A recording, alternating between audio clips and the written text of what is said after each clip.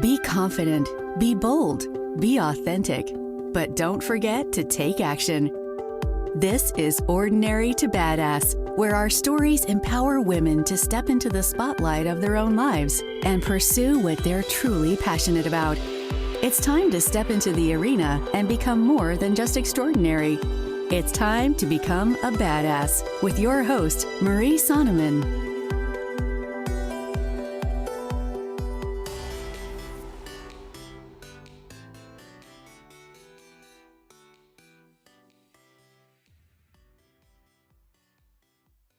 Welcome to Ordinary to Badass, episode number 65. In this episode, we talk with Robyn Robledo. You are not going to want to miss this episode. It's so much fun. Robyn and I talk about chakras, flow state, and traveling around in her RV with her family of 7 for 5 years. So amazing. I know that you're going to love this episode. But first, I gotta tell you, there's a new little segment at the end of the show called Game Changers. Stick around because I know that you're gonna love it. And then also, if you like this episode, please head on over to iTunes and leave a 5-star review. That way more people just like you can find the show. And then, of course, screenshot it and send it to me on Instagram at Ordinary to Badass. All right. Now to the episode.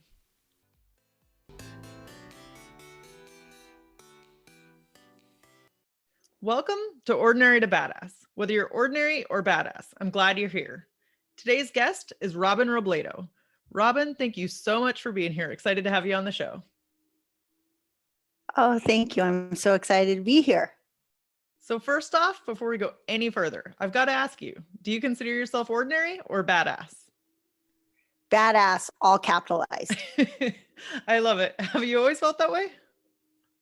Yes. Well, maybe not so much as a teenager, but pretty much from the time I turned 20 on. Yeah, huge mindset shift. What was there a turning point at 20, or what was it that changed things for you? Probably just being out of the school system. And my husband and I opened a business when I was 20. I met him when I was 19. And pretty much from that point when we started I met him when I was 17. But by the time I was 20, we opened a business together. We were getting married that next year. Pretty much from 20, my life just off, and it's been a nonstop movement since then. And I think badass is like, as soon as you kind of own your weirdness and go for things and just go without thinking about it too much. Whereas before that, you're trying to fit in high school, you're doing what you're supposed to do. And I just feel like after that, when I said, you know what, let's max out credit cards. We can open a business. Who cares? We'll figure it out. Everything in our life's been like that since then. And it's a great feeling. Yeah. So you talked a little bit about owning your weirdness. What is something that people might think is weird about you that you just own? What's not? Let's see. The big one, I think, there's been so many, because the fact that having a big family is slightly weird still these days, but having a big family, homeschooling, not that I have anything against religion or Christianity, but right away you get put in that box like, oh, you homeschool, you have a lot of kids, you must be really Christian. I'm like, no, we're not. But little things that carry on with that theme. Today, all our family gets together. We're renting this house, huge living room, no couch, because we sit around and we do meditation once a day, and we all do yoga at one point a day together. That's kind of weird. Not most families sit together in a living room, and all the kids kind of agree, like, yeah, let's sit and meditate. A couple of years ago, we really didn't have the money for it, but we bought plane tickets to go to to Europe first. And this was like, family travel really got to be popular the last few years, but this was back in 2016, and bought one-way tickets to Europe, backpacks on our back, traveled through for 6 months, kind of with the idea. I knew where we'd go, but pretty much every night it was like, all right, let's find a campground tonight. Where hike, what climb. So that was a few things. I could probably spend the 45 minutes thinking how many weird things we've done over the years. And yeah, next year we want to get cows. I think that's kind of weird. I don't know. Yeah, no, that's awesome. So what was that like, just, packing up your backpacks and just going to Europe? Yeah, the most amazing experience, I think, for me in my life. It was so horrible for my husband. He absolutely I don't want to say hated it, just struggled through it a lot. So it was interesting to be on one side where myself as a person, like, felt so empowered and like, whoa, every morning you kind of wake up surreal and like, wow, I can't believe I'm right here and there's cows on this meadow and I'm walking across the street to the baker to get my chocolate croissant, and the sum total is it. But at the same time, my husband and I are like, we've owned businesses together, we've dated since we were young, to feel like, oh gosh, he's not happy here. This is really, really hard for him. And so it was powerful experience. It was something I doubt the world will ever go back to exactly how it used to, but it would be something that I would have loved to go and do again in a couple of years, because I know now he'd thrive in it. But Right. he was not set up for it that first time. Our kids, it was life-changing for our kids as well. So that was Yeah. really, really amazing. That sounds pretty awesome. I would say that's pretty badass. Just pick it up and just go in Europe for 6 months and backpacking. Because so remember, badass can sometimes be seen as dumbass. Not that to us, Right. to other people who don't understand. So when we landed in Norway when we went to Europe, and the immigration officer looked at me. He's like, "So you brought umbrellas, right?" I'm like, "Well, it's June 8th. No, I'm from San Diego. Right. There's no weather." "No, what are you talking about?" I was so darn stubborn the entire time that it was badass that we never bought umbrellas. We didn't fly back until November 15th. And I kid you not, like, we froze in Paris, the last part of it. And we flew out of Norway on the way back. And I told it was a different immigration officer. I'm like, "Yep, you guys should have had it in writing, like buy an umbrella and a scarf," because it was painful how cold it was. And I was so, yeah, it was just dumb, stubborn, whatever. And yeah, but we have that memory. Sometimes you do badass things, and it's all about the memories. It's all about every time it was a hardship, we get together and we laugh about, "Oh, remember when we froze in Paris for 3 days? Oh, remember when it just rained on us like a month straight, and we still didn't buy an umbrella?" Because you think, "Oh, it's summer, it's going to stop soon." And my kid, it's the best memory. So I always tell people, like, you got to go for it. You got to do it. You'll remember the best times and the hardest times.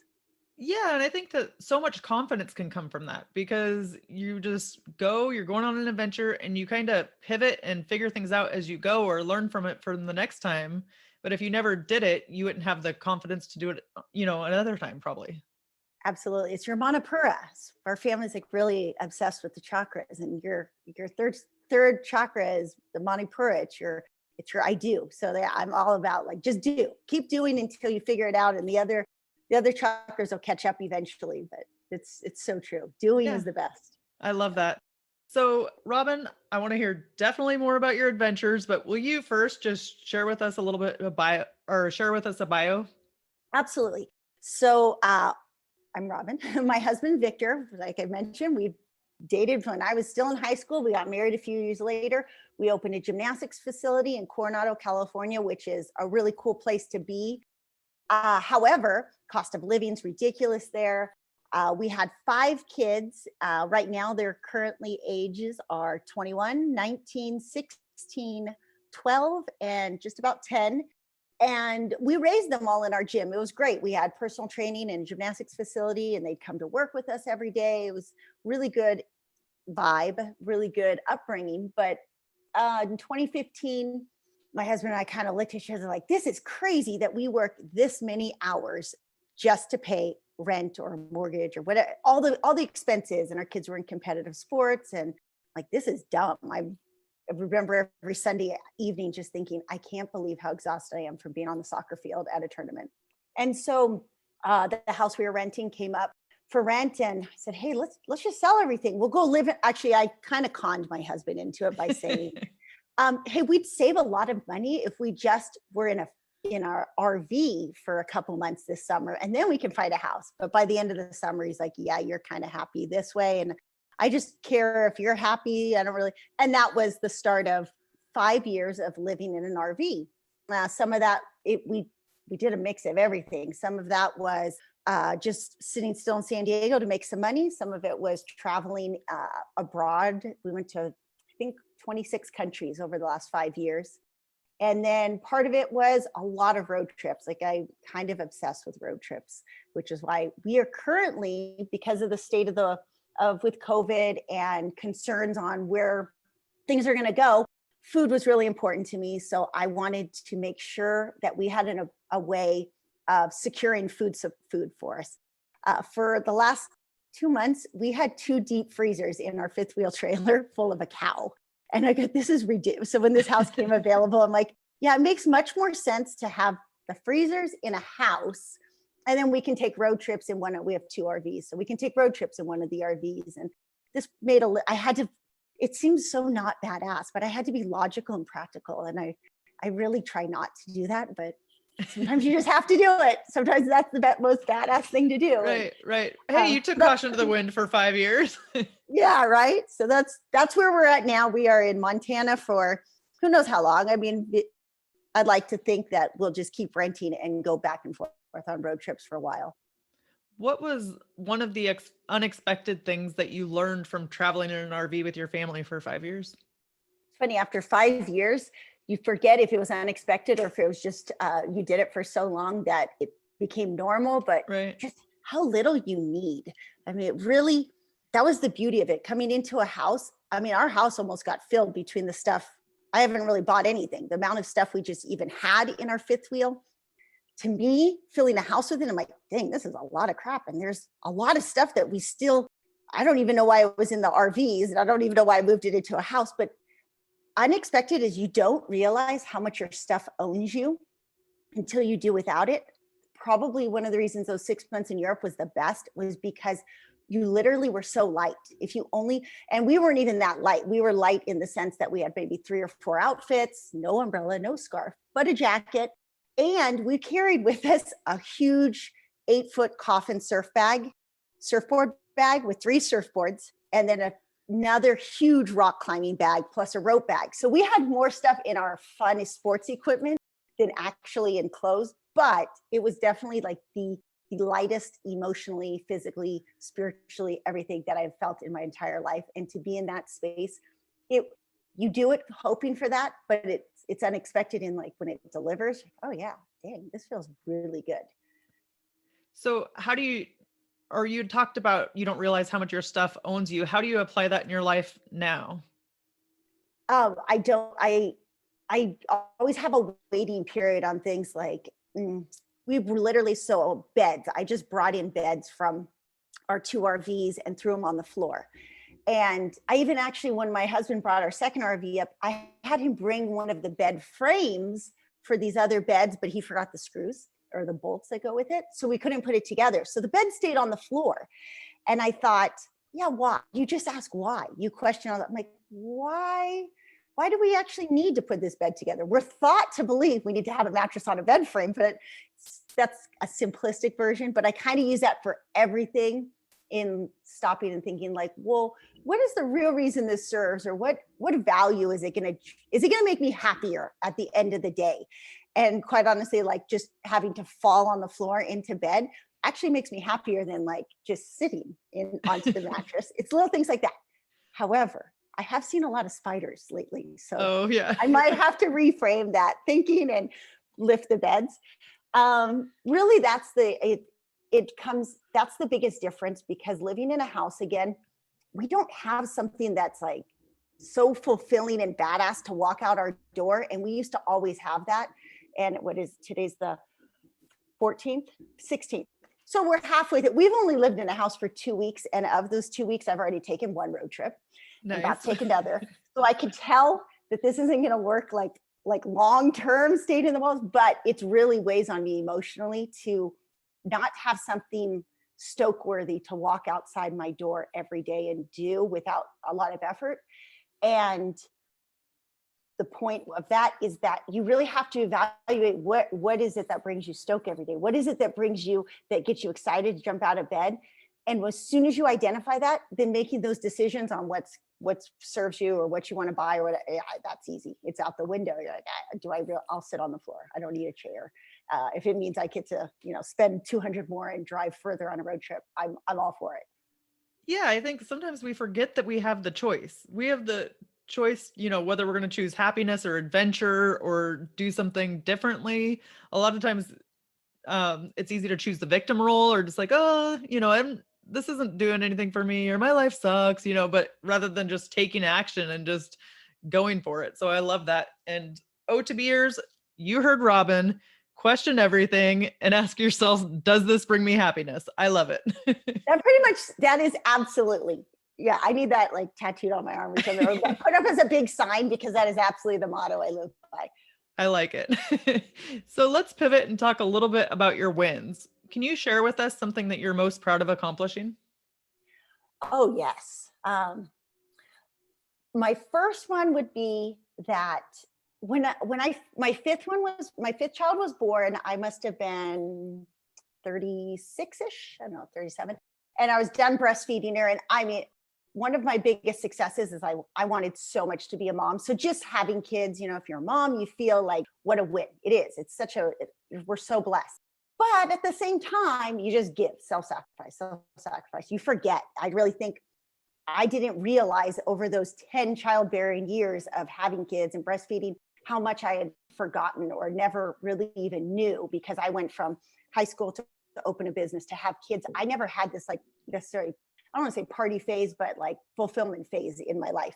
And so at 36, we started camping. We had never camped. It was ironic, living in an RV, never camped. And I was like, well, we're camping on the beach. Let me just get a surfboard. I would say most normal people, and you totally should have somebody teach you, but I'm just not like that. I was like, I'm just going to teach myself. And I took a huge beating in the process. And looking back, I'm like, man, I was an idiot for how I did it. But in the end, it worked. So took probably 6 months, solid 6 months of a beating, and then learned how to surf. That one thing has opened up an entire different life for me, just because then eventually my daughter surfed with me, because surfing was such a critical part of our life. We decided to live in an RV, decided to travel to all these surf destinations around the world.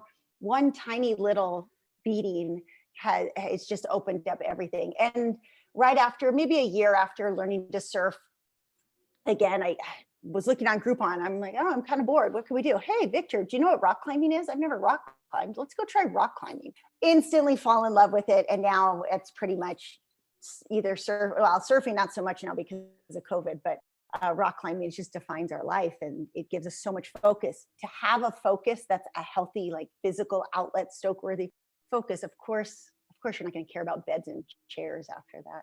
So to get to the surfing point, and also just like the traveling for 5 years, like to get to that point, what is something that most people don't know that it took to get there? Ooh, that's a good one. The first one is, it's such an investment in time for a lot of people. I think most people don't have the time to commit to any one thing to get good at it. So whether it is climbing or surfing, or, I mean, you don't have to get good at hiking something, but sometimes if you're not living, you have to make time to get to great hikes, because it gets boring hiking the same trail probably. So our family is huge believers in flow state. So as much as hiking is great, you're not getting that mental challenge. I really think it's hand in hand. To set aside enough time towards something, you have to be motivated enough to chase that flow state. So if you don't have time, it's really important that when you do make time for whatever it is, that you're doing it in a progressive means, so that it's a small step forward or a constant little challenge. It's like you have to envision you have your circle of your comfort zone, and you have to make sure you're just going like one tiny layer. I think of surfing. I know so many moms that will try surfing and they'll go out on a day that's just too big, or was not just slightly above their comfort zone. It's way above their comfort zone. You have a near drowning experience. You get scared. Of course, you're not going to want to try that again. So having either someone who nurtures you through that to make sure you're taking progressive, you got to make sure the steps are within your reach, but not so low that you're bored and you're not motivated to do it. So what's the importance of pushing your comfort zone or taking one extra step? Okay, so definitely flow state. Let's step back, I guess. And flow state is where you're in this zone where nothing else exists. You're not worried about what you have to do later in the day. You don't have to pay bills or take care of kids or get to this appointment. You're fully vested in that moment.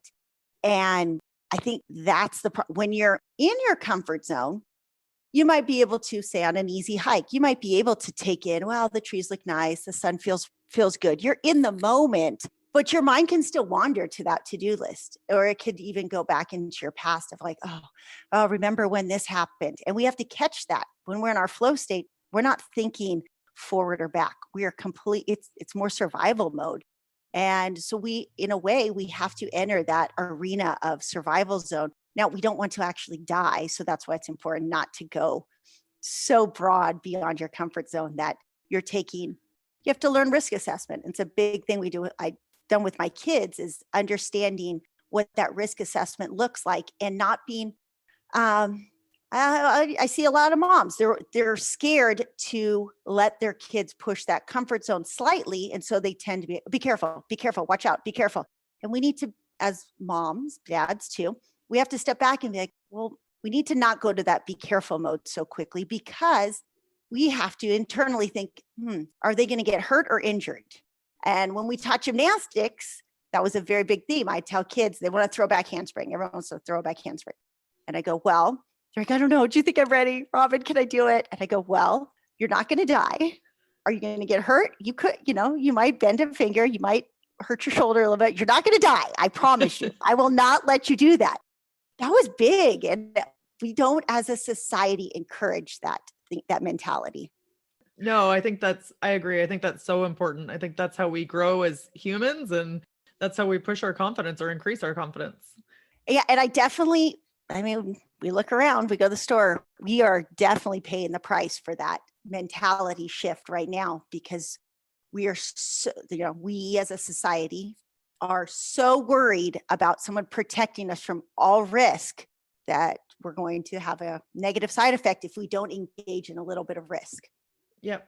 No, I think that's exactly right. It's healthy for all of us to engage in a little bit of risk, push your comfort zone a little bit, and see what you're really capable of. Yeah. So, all right, we talked about the wins, but we know life isn't all gumdrops and lollipops. So let's talk a little bit about your struggles. Yeah. So this week, Victor and I, I'm like, yeah, you can keep it. I got lots of them. Go for it. I lose all the time. I love it. Okay, let's go first. Relationship losses. Victor and I just did a whole week. In fact, it's going to be up pretty soon. It'll be free. We did a whole week because we moved into this house and we wanted to reassess and reconnect. And so we thought, okay, it's a big deal. I think to stay married for 23 years is not easy. And that should have been my first win, but I went selfishly. That's okay. So it's hard. Marriages are hard. I told you, in Europe, it struggled. My husband almost lost his eye surfing when we were in France. He's still traumatized by that. We have all of these hardships that we have put on our marriage. And I think everyone puts hardships on their marriage. I just actively chose to do mine in the process of outdoor adventure. My husband is not outdoorsy. He does not really like to climb or surf. He loves me. He does it.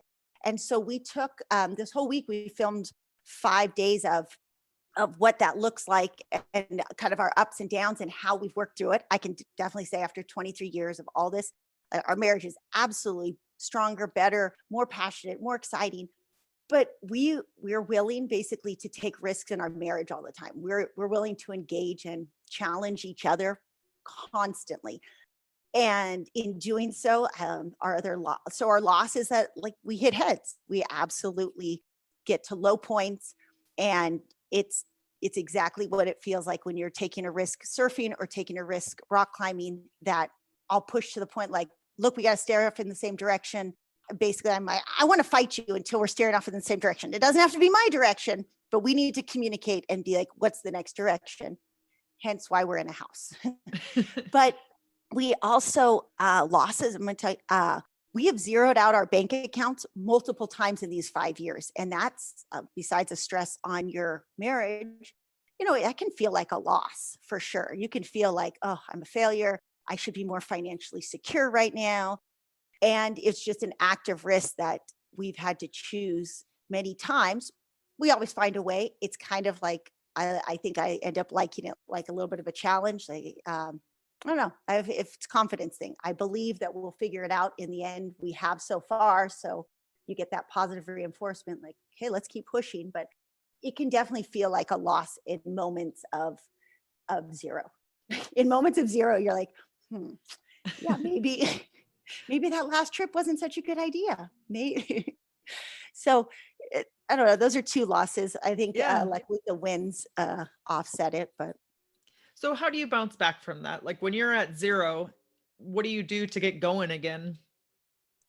straight back to purpose. I go, so we're nomads with a purpose because I go back to like, well, what's our purpose for living a fulfilling life? And for me, I need adventure. I need challenge.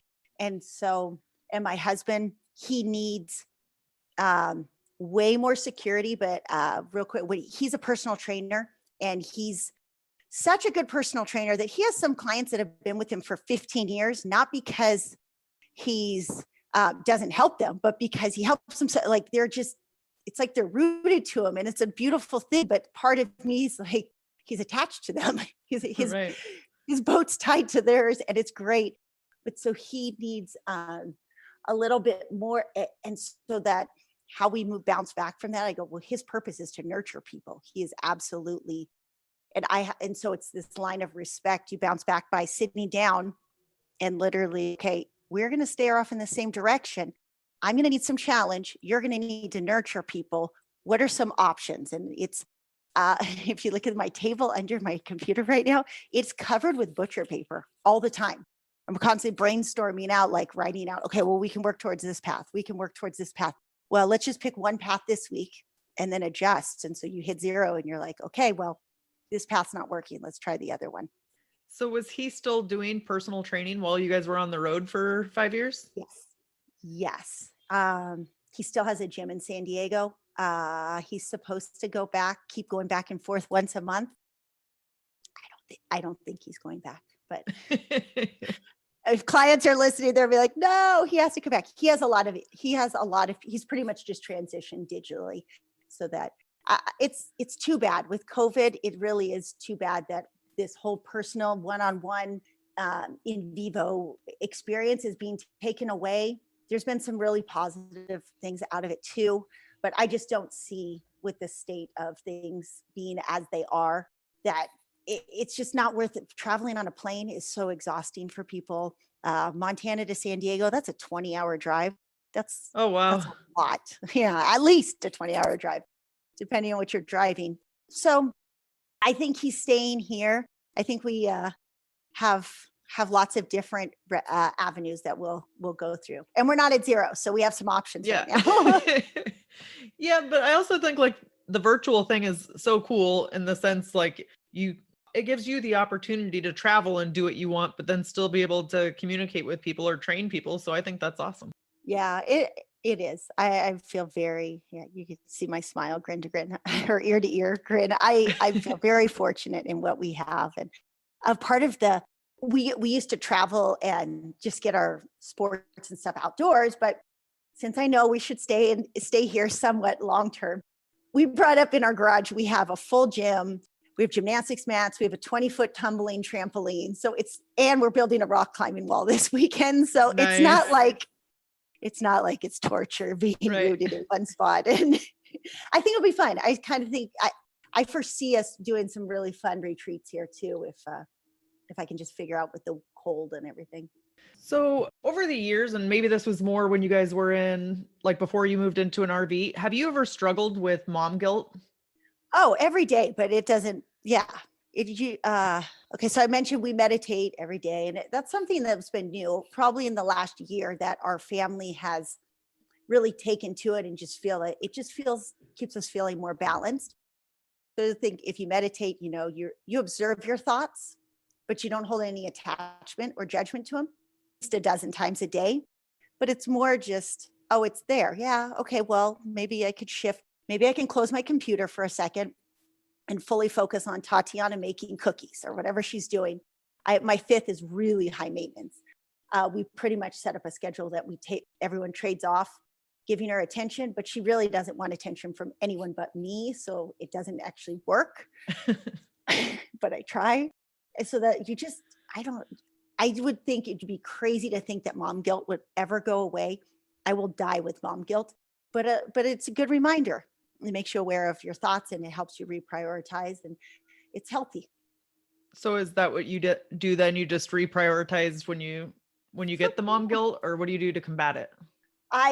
I will reprioritize subtly, but it's still part of a big picture. Maybe I should I'm over organized in some aspects, in that, so mom guilt might hit one night, 2 nights ago. And so I sit down and I write 7 a.m. to 8 a.m., 8 a.m. to 9 a.m. And then I put columns, every single person, because we're all 7 of us are in this house together. Every single person. I've been doing this since they homeschooled. I've always homeschooled them, but when they were young, I always start with, what do you need to be happy? I go through each kid. What do you need tomorrow to be happy? Okay, well, this is my expectation of you. I expect you to do this for school, or I expect you to pitch in and do dishes one time today. I expect you to do the food prep for this meal. So I guess I combat it with organization. And I come back and forth. I go, okay, well, everyone picks their top priority for the day for self-fulfillment, top priority for what I expect out of them to help me out, because nobody likes a grumpy mom, and top priority for what I think, what's just necessary. Like, our whole family likes to sit and meditate. So it's okay. 6 out of 7, let's be honest, like to meditate. Tatiana, I never force my kids to meditate, by the way. I say, if you want to, go ahead. If not, you just have to sit here with us. You can read a book, but you have to be quiet. And so she reads a book half the time, and half the time she'll join in. And that's kind of how I write it out with a schedule, is every hour of the day. And everyone has a voice. To me, I feel like I do have the final say. Nobody wants me to be upset, but mom guilt is absolutely a factor of and nobody blows up as much as I do anyways. I'm the one who has way too high of expectations on myself. So it's kind of, really the worst is the Robyn guilt on Robyn. And I don't know how I'm working on it. I'm a work in progress, like everyone. I like how you build in the intentional happiness, though, for you and your kids. I think that's so important, to be intentional about what makes you happy. So I love that. Yeah, it started when they were homeschooling, and with one, it's not a negative, but it can be. With homeschooling, you're time rich. You have so much time on your hands. And moms, you would be crazy if you're going to sit there and teach to them 6 hours a day. That's just ridiculous. So when they were young, maybe my oldest was probably 12, 13. I kind of got to a point you can't play video games. You got to have some type of focus for your day. What do you want? And he decided to write books. So he still to this day writes books, and they're not bestsellers yet, but that's his focus. My now 12-year-old, who is really high energy child, his focus this week, it changes every week. This week, he's trying to master the guitar. So he plays 6 to 8 hours on the guitar. We have to tolerate the noise a little bit, but it's cool. I think it's, just empower them from a young age, empower them. What's going to make you fulfilled in life? And they have a little bit of time on electronics, but more so now in a house. But I would say pull the plug until you can get them self-driven.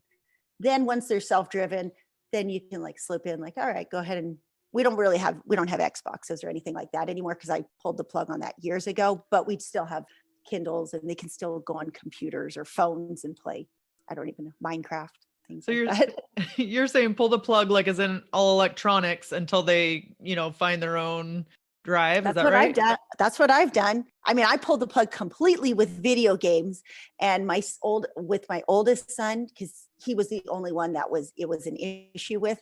He was probably about 15. And I think that was the best thing I've ever done.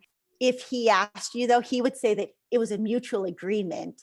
I kind of nagged so much and brought awareness so much to, guy, you're in a bad mood and you just finished playing video games again. Guy, you really seem grumpy when you play this. Like, don't you think this is a bad scenario? And he kind of resisted for a while till he finally is like, yeah, this is not making me happy. And then I didn't have, it's boys seem like it's harder for boys. My girls, they never even cared. And then my fourth kid is a boy. We grew up without it. So he didn't even know any better. My fifth, the one that's high maintenance, like she doesn't have video games, but she definitely, I have to pull the plug on Kindle games every so often. When the attitude comes in, I'm like, it's out of here. Pull the plug. If you're not picking up good vibes from your kids, like that's easy for me. And like, I haven't actually thrown it away. I have thrown some things away, but yeah, I just out the door. It's gone. We're going to make this easier on me then. Yeah. I always find you're right. I always find it so interesting though, how every kid is so different. Like I'm one of 6 kids, so I can totally relate but it's just funny how everybody has their own like distinct personality. Absolutely. And they're born with it. It's amazing. You don't realize when they're babies, but then they get to be older, like, oh my God, now I understand. One of our other obsessions, we have a lot, it seems like, is Enneagram and Myers-Briggs. And so we know what each of our kids' Enneagram and MBTI is, and every single one is different. And it's so interesting to know it, and then to be like, oh, we'll joke, MBTI is attached to a cognitive function. It's like how your brain processes. And we're like, oh, there's your SI brain going again. But then it adds this level of respect because oh, this person, they need this. This is how they process. Okay, let's make sure we give them, doesn't mean there's no conflict, but there's definitely a level of understanding that helps family dynamics work much better. So you mentioned that you have a lot of obsessions, or you and your family have a lot of obsessions. How do you make room for them? And then especially for a family of 7, for everybody's obsessions? Let's see.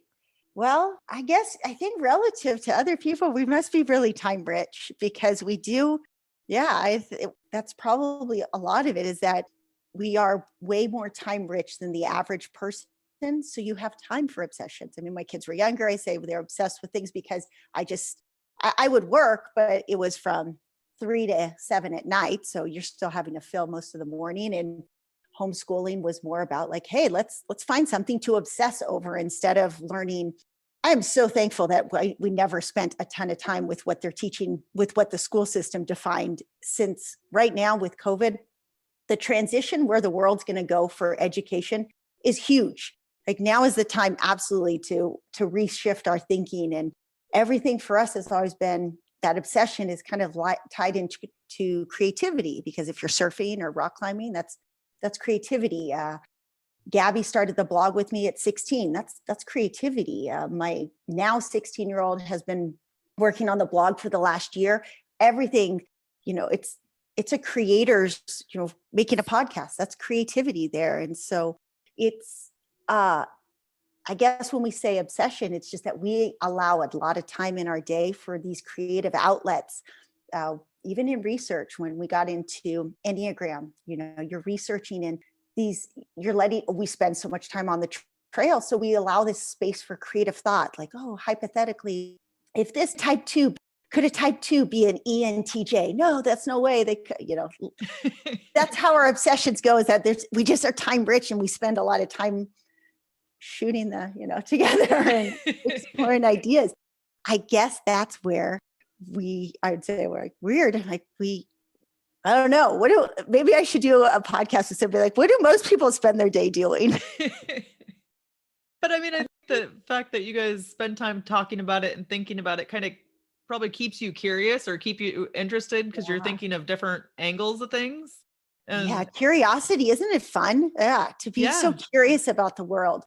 Yes, for sure. Because that can spark excitement too.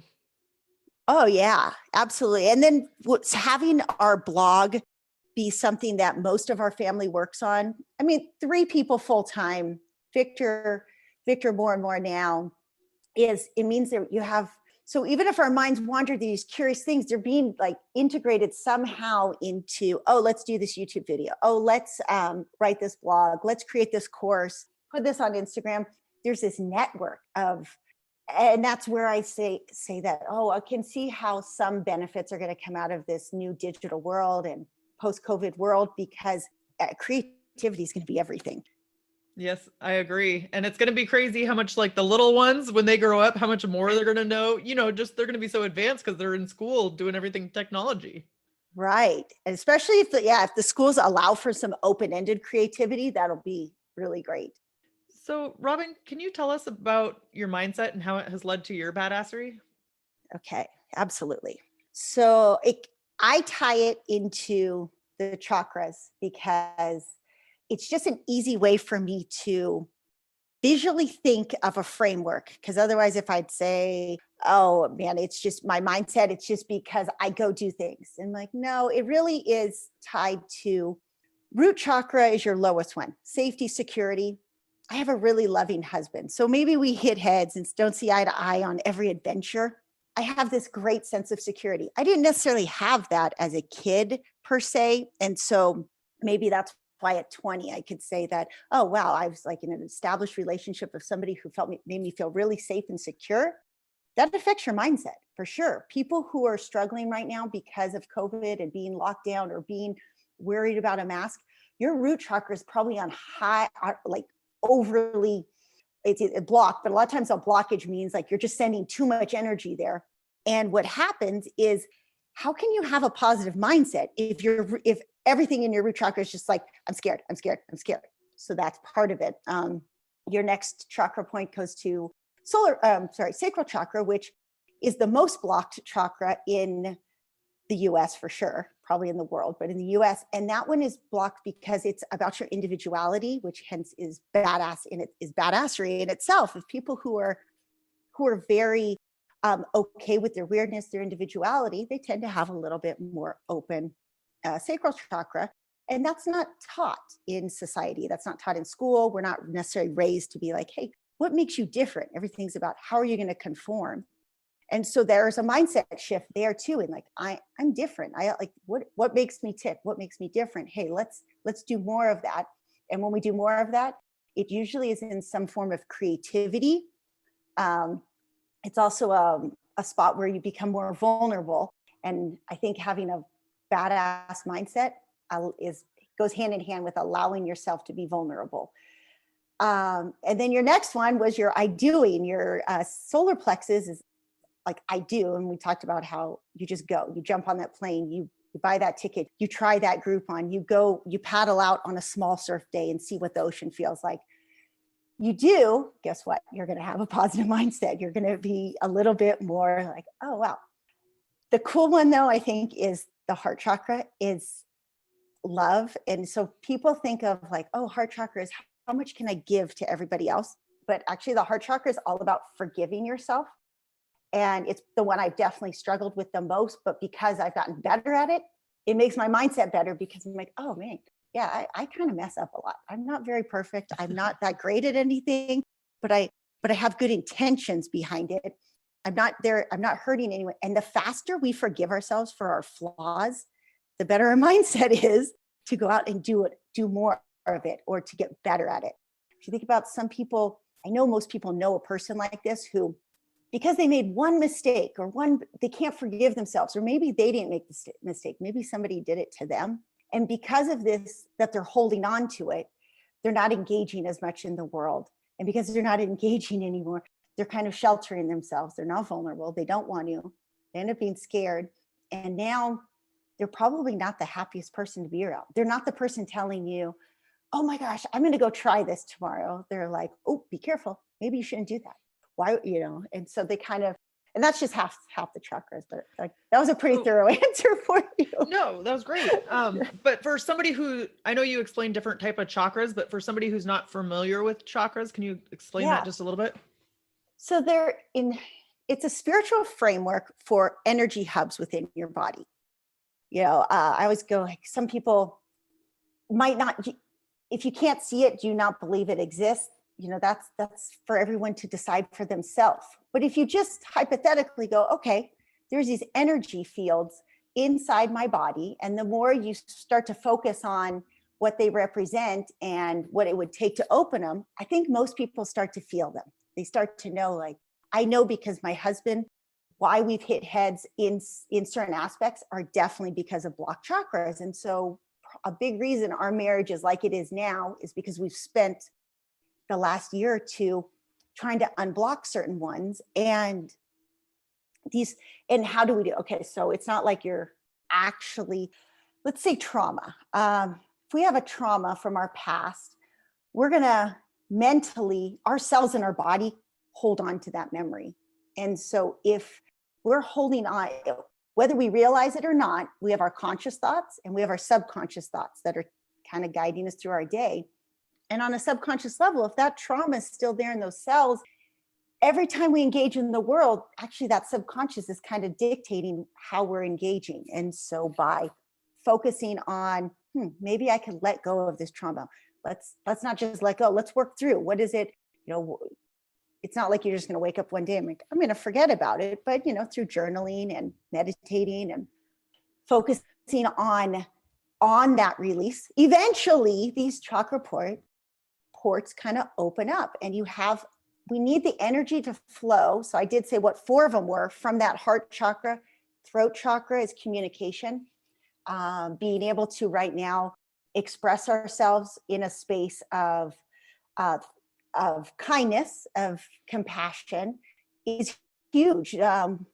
One easy way to know if your throat chakra is open is trying to not always be heard, like make sure you're actually listening. You think that's a closed off throat chakra, but having that 50-50 dialogue with somebody, which I'm laughing right now because I'm like, I'm doing more talking than you are. And I'm sorry. No, that's how it's supposed to be. No, that's how it's supposed to be.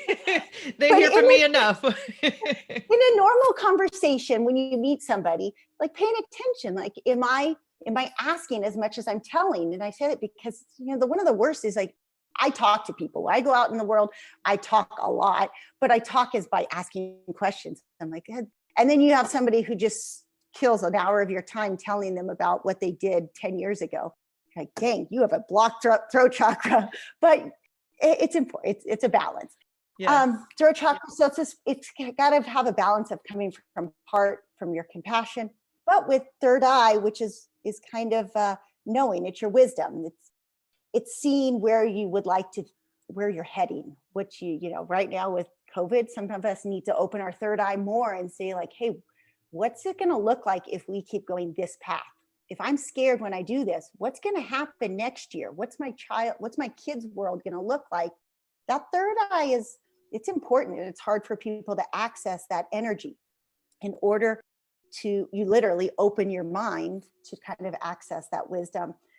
But as much as we have control over all these, the crown chakra is trust, is understanding that there's a bigger force other than ourselves or other than our ego, and being able to have that energy flow up to trust, down to safety, and kind of mentally being aware of what they represent. I think that's your best way of opening those portals, getting that energy to flow. And then you can kind of catch yourself like, ooh. So if you notice, like, I'm really happy with my individuality, but I'm not doing things in the world. I'm not actually doing those badass things that I'm thinking I want to do. I'm not doing them. Then you can kind of catch it and go, oh, I need to maybe systematically force myself to do more because my heart's telling me I need to do it. I believe that I should do it. I need to go do it now. And then you're badass because you go do it.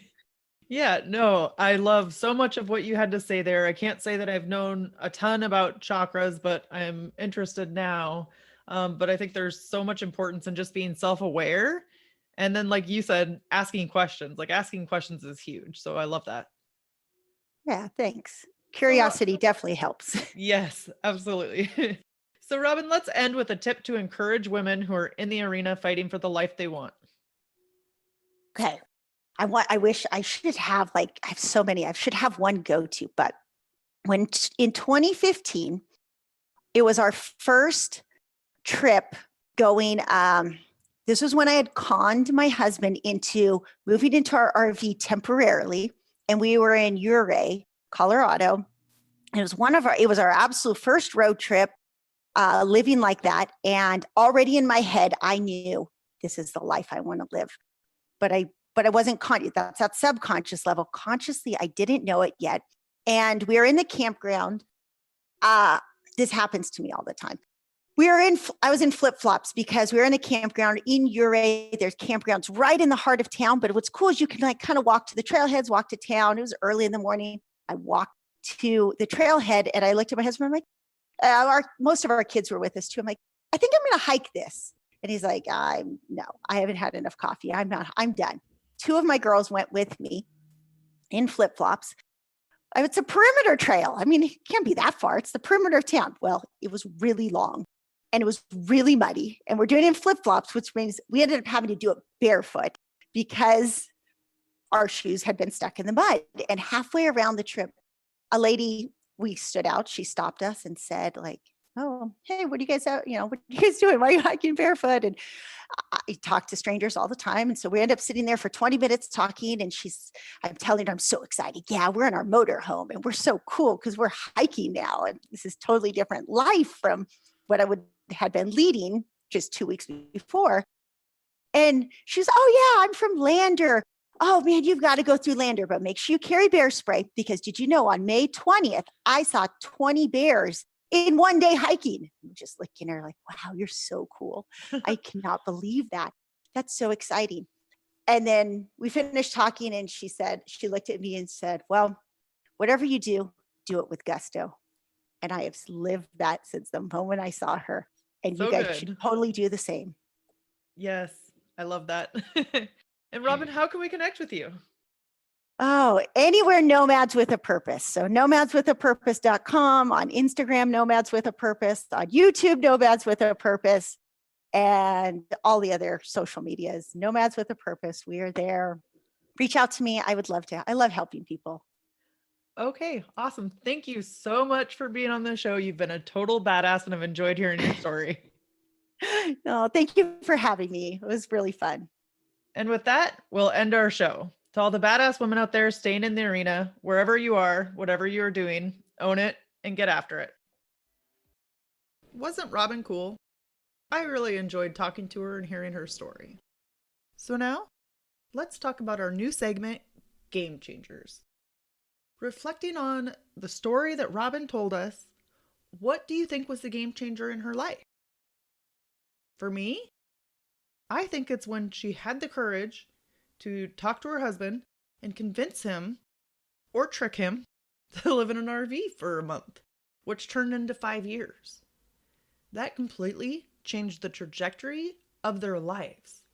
And her passion is going out there and traveling, and then it became like rock climbing and camping and all these outdoor adventure things, which she never would have done or been able to do if she hadn't kind of spoken up and put the idea out there. So what in your life do you want to do, but you haven't spoken up about?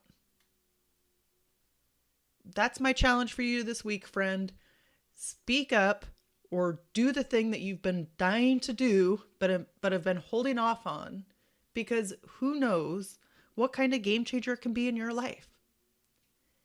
And if you like this episode, I would love, love, love if you went to iTunes and left a 5-star review. This way, other people just like you can find out about the show and start listening too. Until next week, friends. Now that you've listened to this episode of Ordinary to Badass, we want to hear from you. Go to our website, ordinarytobadass.com/podcast, and submit your own experience on how you took your life from ordinary to badass and get the chance to be on a future spotlight episode of the show.